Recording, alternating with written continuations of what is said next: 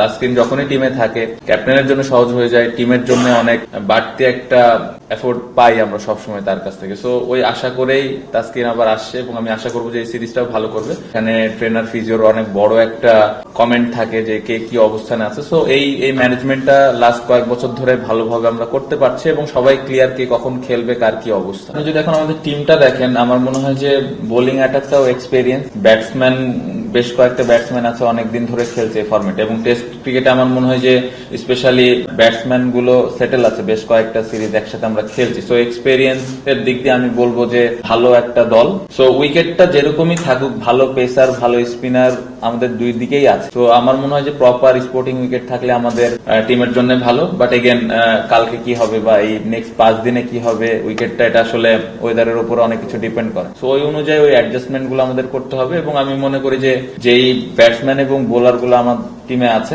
তারা capable to adjust ওই situation গুলো।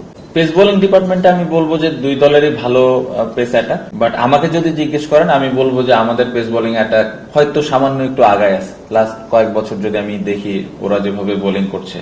বাট পাকিস্তান অলওয়েজ, আমরা যখন পাকিস্তান টিম নিয়ে কথা বলি সবসময় ওদের পেস বোলিং নিয়ে কথা বলি, এটা নিয়ে কোনো ডাউট নেই, তারা খুবই ভালো দল এবং খুব ভালো pace bowling side. But last কয়েক বছর আমরা যেভাবে পেস বোলাররা বল করছি আমার মনে হয় এটা তাদেরকে ক্রেডিট দিতেই হবে।